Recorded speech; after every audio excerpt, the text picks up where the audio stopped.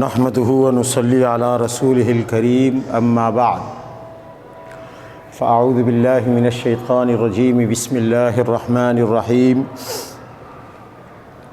الا ان اولياء الله لا خوف عليهم ولا هم يحزنون صدق الله العظيم۔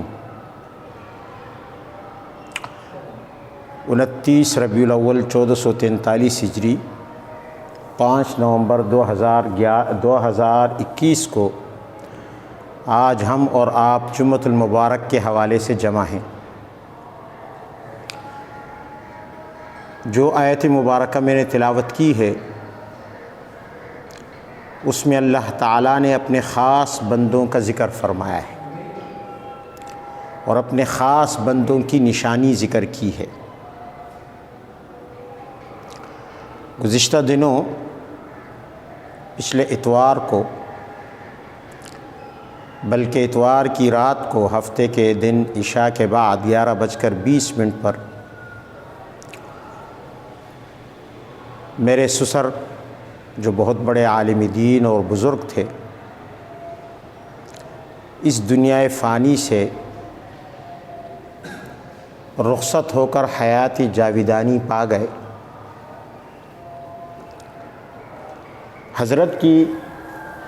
حضرت مولانا سمیع اللہ صاحب رحمہ اللہ پیدا تو اس دور میں ہوئے، لیکن وہ اس دور کے انسان نہیں لگتے تھے۔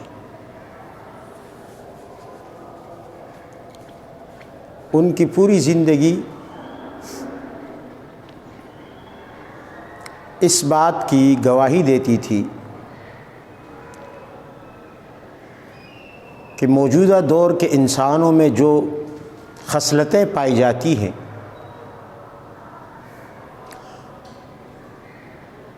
اور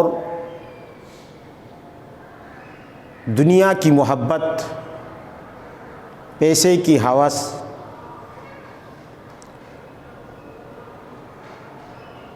فسق و فجور کی طرف رغبت، خواہشات کی طرف رغبت، ان تمام چیزوں سے الحمدللہ مکمل پاک تھے۔ ہم نے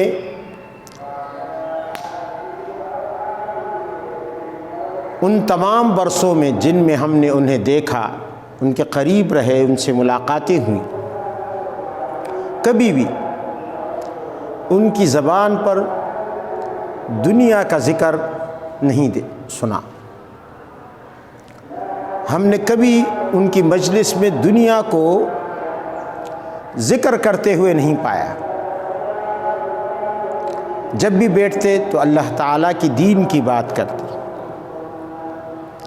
اپنی اولاد کو نصیحت کرتے تو دین کے حوالے سے کرتے۔ ہمارے ساتھ مجلس ہوتی یا اور لوگوں کے ساتھ مجلس ہوتی، محض اللہ تعالیٰ کے دین، اللہ کی محبت، اللہ سے تعلق، اور خاص طور پر ان کا پسندیدہ موضوع اللہ سے تعلق ہوتا تھا۔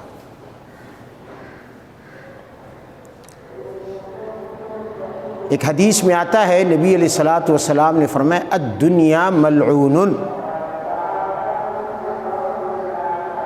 دنیا ملعون ہے، اس پر لعنت ہے، پھٹکار ہے اللہ کی طرف سے، الا ذکر اللہ، سوائے اللہ کے ذکر کی، اور اللہ کے ذکر سے جو وابستہ چیزیں ہیں ان کے علاوہ پوری دنیا اللہ کی نظر میں ملعون ہے، یعنی اس کی رحمت سے دور ہے۔ حضرت پیر طریقت مرشد السالکین حضرت مولانا سمیع اللہ صاحب رحمہ اللہ اسی لیے لگتا تھا کہ وہ بھی دنیا کو اپنے سے دور کر کے محض اپنے رب سے اپنا تعلق انہوں نے جوڑ لیا۔ اللہ والوں کی زندگی ایک نمونہ ہوتی ہے. فرمایا گیا ہے کہ عند ذکر الابرار تنزل الرحمہ. نیک لوگوں کا ذکر جب کیا جاتا ہے، ان کا تذکرہ جب کیا جاتا ہے، ان کے واقعات جب سنائے جاتے ہیں تو رحمت اللہ کی نازل ہوتی ہے. اس لیے کہ ان کے تذکرے سے اللہ یاد آتا ہے، اللہ سے تعلق تازہ ہوتا ہے. تو میرے سسر بھی حضرت مولانا سمیع اللہ صاحب رحمہ اللہ بھی زمانہ جوانی بلکہ زمانہ طالب علمی سے ان پر نیکی، زہد اور تقوی غالب تھا. وہ میرے والد محترم حضرت شیخ حضرت الامام حضرت شیخ نور الہدیٰ رحمہ اللہ کے زمانہ طالب علمی میں شاگرد رہے تھے. ہمارے والد صاحب رحمہ اللہ فرمایا کرتے تھے کہ مولانا سمیع اللہ صاحب طالب علمی کے دور ہی سے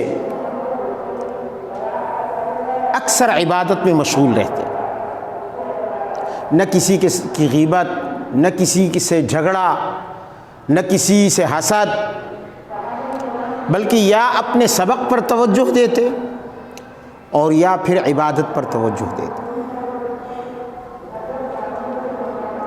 اللہ نے انہیں ظاہری حسن کے ساتھ ساتھ باطنی جمال سے بھی مالا مال رکھا تھا. یہی وجہ ہے کہ ان سے تعلق رکھنے والے اہل علم سے میں نے سنا کہ وہ مستجاب الدعوات تھے. یعنی بہت سے لوگوں نے مجھے واقعات سنائے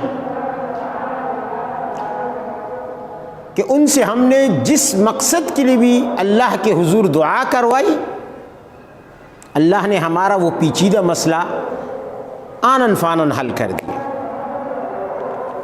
دنوں کے اندر، اور ہمیں پتہ بھی نہ چلتا کہ یہ حل کیسے ہوا، ہم دنگ رہ جاتے. اور یہ کیفیت کہ انسان مستجاب الدعوات ہو جائے، کہ اس کی دعائیں قبول ہوں، یہ آج کے دور میں تو بہت خال خال کسی کو نصیب ہوتی ہے. ایسے بندے تو ڈھونڈنے سے بھی نہیں ملتے، کیونکہ ہمارا زندگی کا معاملہ اتنا گمبھیر ہو گیا ہے کہ ہماری غذا، ہمارا لباس، ہماری نقل و حرکت، ہماری کمائی، ہماری معیشت، ہمارے معاملات، ہمارا برتاؤ اور سلوک، کوئی بھی ایسا شعبہ نہیں زندگی کا کہ جس پر ہم انگلی رکھ سکیں کہ یہ بالکل خالص اور شفاف ہے، پاک صاف ہے. خاص طور پر غذا کے معاملے میں، کمائی کے معاملے میں بہت کم لوگ ایسے ہوں گے کہ جو شاید اپنی کمائی پر یقین رکھ سکیں کہ یہ 100% حلال ہے. کم لوگ ہوتے ہیں. نبی علیہ السلام نے فرمایا کہ ایک زمانہ آئے گا کہ ہر شخص سود میں مبتلا ہوگا. اگر براہ راست نہیں تو سود کا دھواں اور سود کا غبار یعنی گرد وہ اس تک ضرور پہنچ چکی ہوگی. آج ہماری زمین پر سودی نظام نے ایسا تسلط جمایا ہے،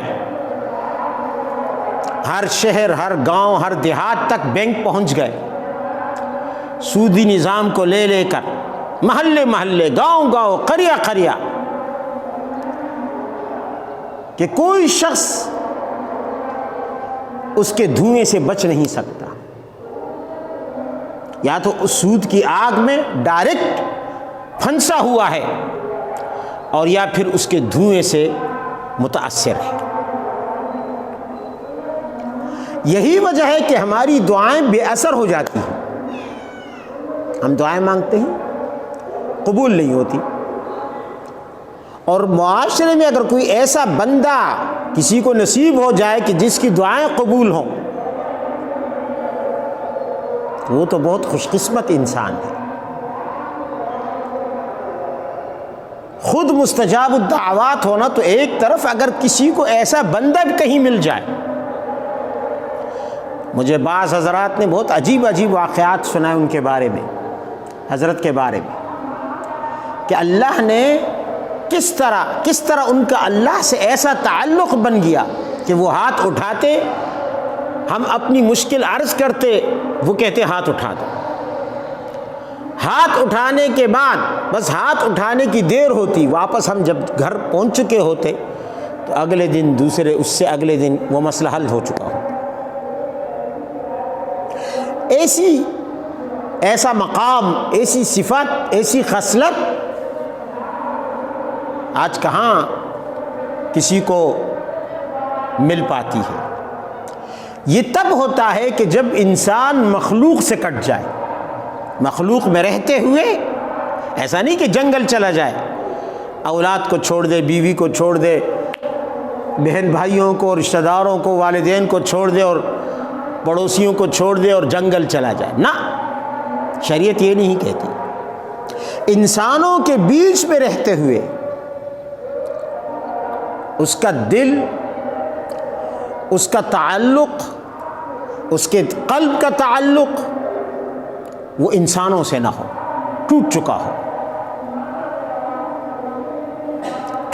ہو، اس کا دلی کنیکشن اللہ تعالیٰ سے جڑ گیا ہو.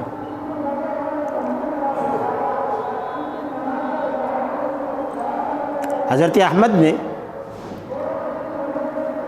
حضرت ابو سلیمان سے پوچھا، ایک بزرگ ہیں تابعین تبع تابعین میں،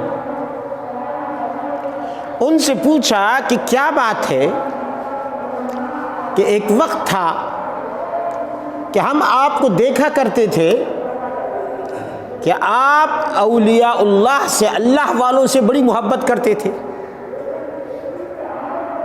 آپ کی زبان پر انہی کے تذکرے ہوتے تھے، ان سے محبت کا اظہار ہوتا تھا.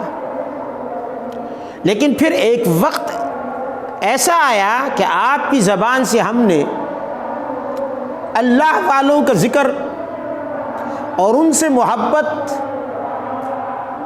کو کم پایا، حالانکہ دن بدن بڑھنا چاہیے تھا.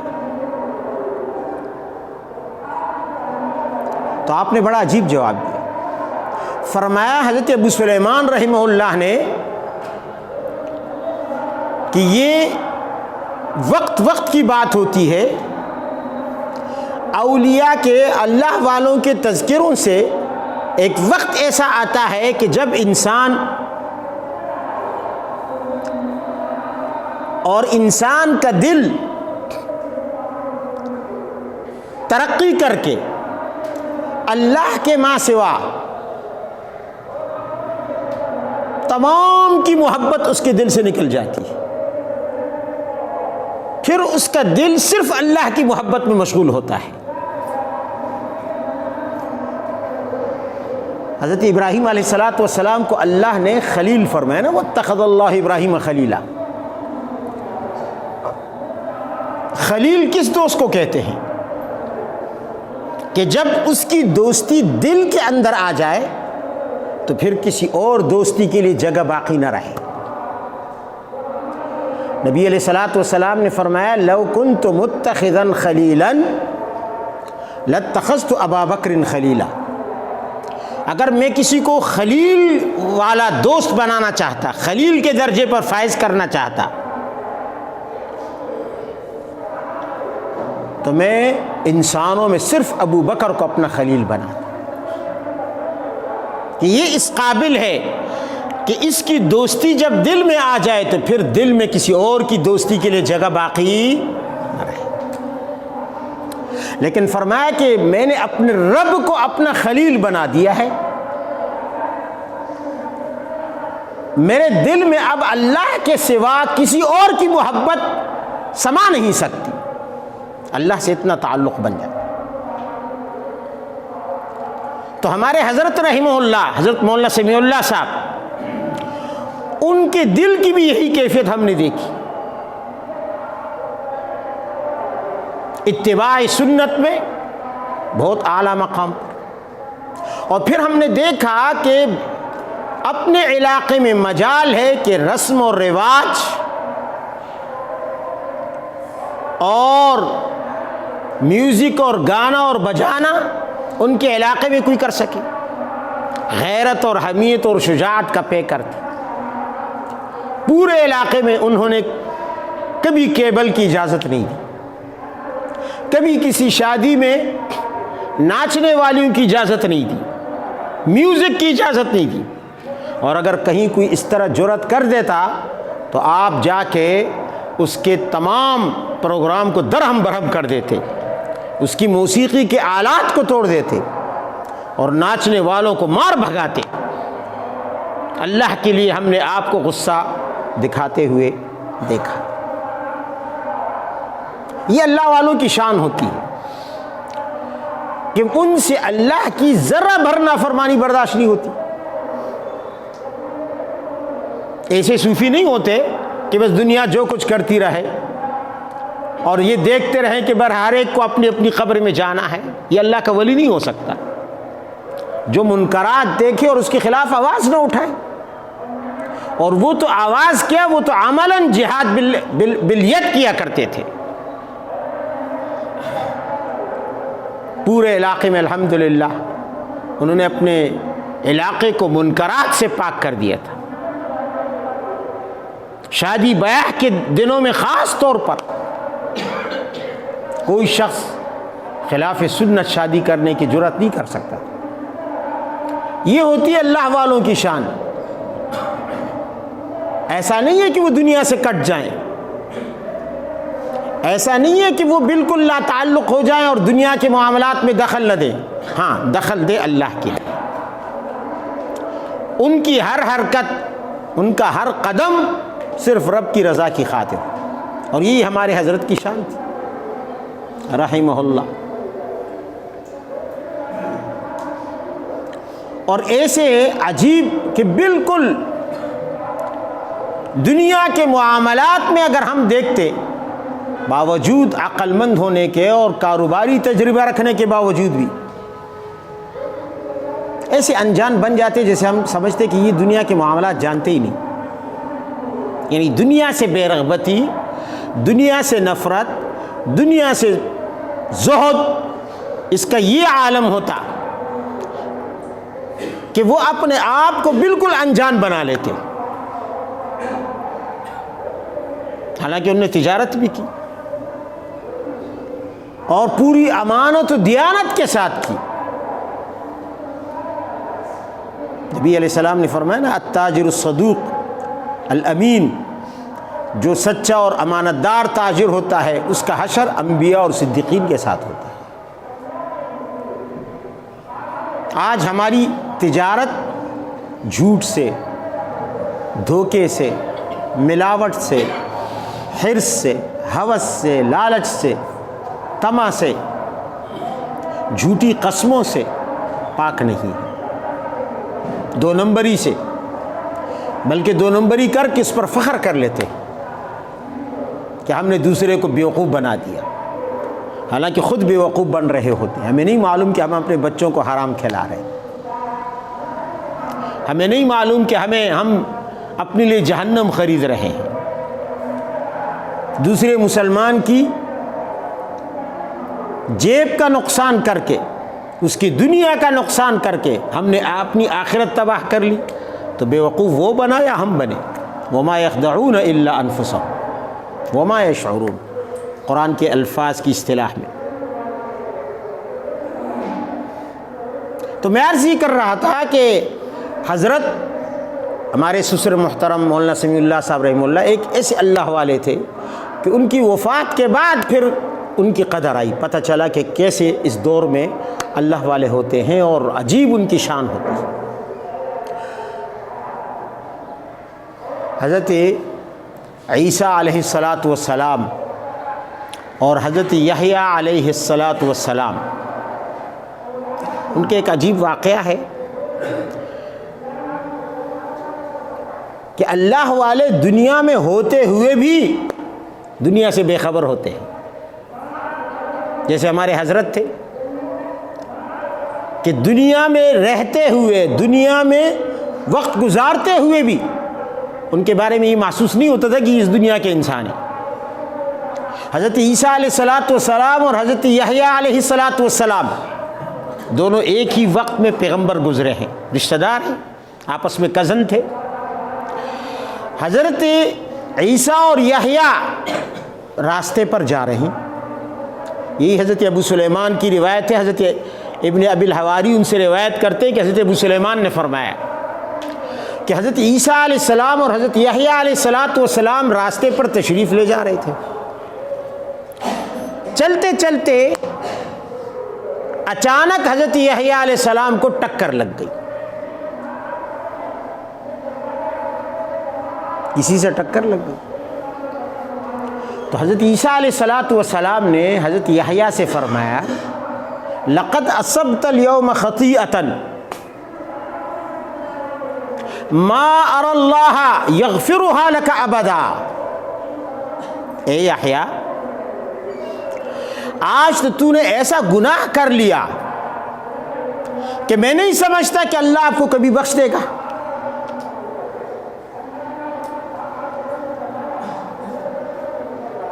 اب حضرت یحییٰ علیہ السلام حیران ہوئے، یہ عیسیٰ بھائی کیا کہہ رہے ہیں؟ کون سا گناہ ہو گیا بھائی؟ پوچھا حضرت یحییٰ نے وما ہی یا ابن خالہ، اے خالہ جان کے بیٹے کیا ہوا؟ حیرت سے پوچھ رہے، ٹکر لگی حضرت یحییٰ کو، پوچھ رہے حضرت عیسیٰ سے وما ہی یا ابن خالہ، خالہ جان کے بیٹے کیا ہوا ہے؟ فرمایا کیا ہوا؟ امرأۃ صدمتها، پتہ ہے تجھے ٹکر لگی؟ اس نے کہا کب؟ کس سے؟ فرمایا حضرت عیسیٰ نے عورت سے. راستے میں چلتے چلتے عورت سے تجھے ٹکر لگ گئی. ہم بازاروں میں جوان تو جوان بوڑھے بھی کوشش کرتے ہیں کہ چاندنی رات، عید کی رات، اس دن کوئی کام ہو نہ ہو ہم بازار ضرور پہنچ جائیں، جہاں عورتوں کا رش ہو اور ہم کبھی کسی ایک سے منڈا ٹکرائیں، کبھی دوسرے سے کندھا ٹکرائیں. شوق ہوتا ہے جوانوں کو بھی اور بوڑھوں کو بھی، اور زبردستی عورتوں کے بیچ میں گھسنے کی کوشش کریں گے. آپ اندازہ لگائیں کبھی ہم نے سوچا کتنا بڑا جرم ہے، کتنا بڑا گناہ ہے. حضرت عیسیٰ علیہ السلام فرماتے ہیں لقد اصبت اليوم خطیئۃ، آج تجھ سے اتنا بڑا گناہ ہو گیا ما اری اللہ یغفرها لك ابدا، کہ اللہ تجھے معاف بھی کرے گا میں نہیں سمجھتا. کیا ہوا؟ عورت اغوا کیے، شراب پیے؟ نہیں، فرمایا امرأۃ صدمتها، عورت سے تجھے ٹکر لگی ہے. حضرت یحییٰ علیہ الصلاۃ والسلام کی آنکھیں پھٹی کی پھٹی رہ گئی، حیران ہو گئے، اچھا ایسا ہوا؟ خدا کی قسم ما شعرت بہا، مجھے تو پتہ بھی نہ چلا کہ کسی عورت سے مجھے ٹکر لگی ہے. اب کے باری تھی حضرت عیسیٰ کے حیران ہونے کی. تو حضرت عیسیٰ علیہ الصلاۃ والسلام نے پوچھا عجیب، یہ تو عجیب بات ہے، بدنک معی فأین روحک، تیرا جسم تو میرے ساتھ ہے، راستے میں چل رہا ہے، تو جب جسم میرے ساتھ ہے تو تیری روح کہاں ہے؟ تجھے اتنا بھی پتہ نہ چلا کہ سامنے سے عورت آ رہی ہے اجنبی اور ٹکر بھی لگ گئی، پھر بھی تجھے پتہ نہ چلا؟ حضرت یحییٰ علیہ السلام نے معذرت کی، فرمایا کہ میرا دل، میری روح معلق بالعرش، وہ عرش الہی کے ساتھ معلق اور اٹکی ہوئی ہے، اس لیے مجھے پتہ نہ چلا کہ عورت آ رہی ہے. معلق بالعرش. اور پھر حضرت یحییٰ علیہ السلام نے فرمایا کہ اے خالہ جان کے بیٹے، خدا کی قسم، واللہ لو اطمأن قلبی الی جبرائیل، اگر میرا دل جبرائیل کے ساتھ بھی لگ جائے، اٹک جائے، میرا دل جبرائیل کے ساتھ لگ جائے، فرمایا ما ظننت لظننت انی ما عرفت اللہ طرفۃ عین، تو میں سمجھوں گا کہ میں نے ایک سیکنڈ، ایک لمحے کے لیے بھی اللہ کو نہیں پہچانا، کہ میں اللہ کو چھوڑ کر ما سوی اللہ کے ساتھ دل لگا دوں، غیر اللہ کے ساتھ میرا دل لگ جائے، وہ جبرائیل ہی کیوں نہ ہو۔